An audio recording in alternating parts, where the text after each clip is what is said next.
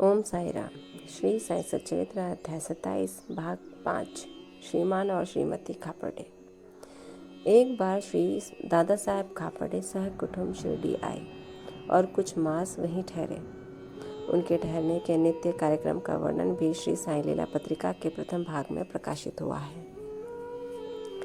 दादा कोई सामान्य व्यक्ति न थे।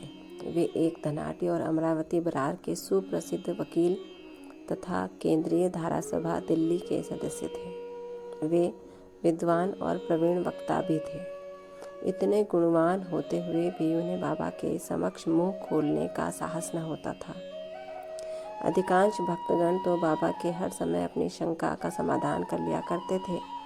केवल 3 व्यक्ति खापर्डे, नूलकर और बूटी ही ऐसे थे जो सदैव मौन धारण किए रहते तथा अति विनम्र और उत्तम प्रकृति के व्यक्ति थे। दादा साहेब विद्यारण्य स्वामी द्वारा रचित पंचदशी नामक प्रसिद्ध संस्कृत ग्रंथ, जिसमें अद्वैत वेदांत का दर्शन है, उसका विवरण दूसरों को तो समझाया करते थे, परंतु जब वे बाबा के समीप मस्जिद में आए तो वे एक शब्द का भी उच्चारण ना कर सके। यथार्थ में कोई व्यक्ति चाहे वो कितना वेद वेदांतों में पारंगत क्यों ना हो, परंतु ब्रह्म पद को पहुँचे हुए व्यक्ति के समक्ष उसका शुष्क ज्ञान प्रकाश नहीं दे सकता। दादा 4 मास तथा उनकी पत्नी 7 मास वहाँ ठहरी। वे दोनों अपने शिरडी प्रवास से अत्यंत प्रसन्न थे। श्रीमती खापर्डे श्रद्धालु तथा पूर्ण भक्त थी, इसलिए उनका साईं चरणों में अत्यंत प्रेम था। प्रतिदिन दोपहर को वे स्वयं नैवेद्य लेकर मस्जिद को जाती और जब बाबा उसे ग्रहण कर लेते तभी वे लौटकर अपना भोजन किया करती थी। बाबा उनकी अटल श्रद्धा की झांकी का दूसरों को भी दर्शन कराना चाहते थे। वे एक दिन दोपहर को वे सांजा, पूरी, भात, सार, खीर, अन्य भोज्य पदार्थ लेकर मस्जिद में आई। और दिनों तो भोजन प्रायः घंटों तक बाबा की प्रतीक्षा में पड़ा रहता था, परंतु उस दिन वे तुरंत ही उठे और भोजन के स्थान पर आकर आसन ग्रहण कर लिया और थाली पर से कपड़ा हटाकर उन्होंने रुचिपूर्वक भोजन करना प्रारंभ कर दिया। तब श्यामा कहने लगे कि यह पक्षपात क्यों? दूसरों की थालियों पर तो आप दृष्टि तक नहीं डालते, उल्टे उन्हें फेंक देते हैं, परंतु आज इस भोजन को आप बड़ी उत्सुकता और रुचि से खा रहे हैं। आज इस बाई का भोजन आपको इतना स्वादिष्ट क्यों लगा?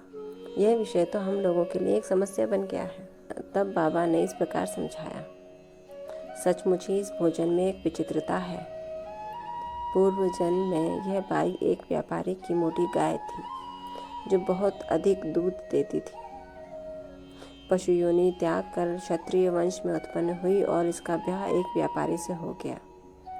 इस बार एक ब्राह्मण के घर उनका जन्म हुआ है। दीर्घ काल के पश्चात इनसे भेंट हुई है, इसलिए उनकी थाली में से प्रेम पूर्वक 4 ग्रास तो खा लेने दो। ऐसा कहकर बाबा ने भरपेट भोजन किया और फिर हाथ मुंह धोकर और तृप्ति की 4-5 डकारे लेकर वे अपने आसन पर पुनः विराजे। फिर श्रीमती खापर ने बाबा को नमन किया और उनके पाद सेवन करने लगी। बाबा उनसे वार्तालाप करने लगे और साथ साथ उनके हाथ भी दबाने लगे। इस प्रकार परस्पर सेवा करते हुए देख श्यामा मुस्कुराने लगा और बोला कि देखो तो, ये एक अद्भुत दृश्य है कि भगवान और भक्त एक दूसरे की सेवा कर रहे हैं। उनकी सच्ची लगन देखकर बाबा अत्यंत कोमल और मृदु शब्दों में अपने श्रीमुख से कहने लगे कि अब सदैव राजा राम का जाप किया करो, और यदि तुमने इसका अभ्यास क्रमबद्ध कर लिया तो तुम्हें अपने जीवन के ध्येय की प्राप्ति अवश्य हो जाएगी। तुम्हें पूर्ण शांति प्राप्त होकर अत्यधिक लाभ होगा। आध्यात्मिक विषयों से अपरिचित व्यक्तियों के लिए यह घटना साधारण सी प्रतीत होगी, परंतु शास्त्रीय भाषा में यह शक्तिपात के नाम से विदित है, अर्थात गुरु द्वारा शिष्य में शक्ति संचार करना। बाबा के वे शब्द कितने शक्तिशाली और प्रभावकारी थे जो एक क्षण में ही हृदय कमल में प्रवेश कर गए और वहां अंकुरित हो उठे। यह घटना गुरु शिष्य संबंध के आदर्श की द्योतक है। गुरु शिष्य दोनों को एक दूसरे को अभिन्न जानकर प्रेम और सेवा करनी चाहिए, क्योंकि उन दोनों में कोई भेद नहीं है। वे दोनों अभिन्न और एक ही हैं, जो कभी पृथक नहीं हो सकते। शिष्य गुरुदेव के चरणों पर मस्तक रख रहा है, यह तो केवल बाह्य दृश्य मात्र है। आंतरिक दृष्टि से दोनों अभिन्न और एक ही हैं, तथा जो उनमें भेद समझता है वो अभी अपरिपक्व और अपूर्ण ही है। ओम साई राम। श्री सद्गुरु साईनाथार्पणमस्तु। शुभम भवतु। अर्थात बाबा अपने परम भक्त की सेवा करने में भी उन्हें कोई ग्लानि या कोई बुराई नहीं दिखती थी। ईश्वर अपने भक्तों के अधीन है और सद्गुरु तो अपने शिष्यों के अधीन।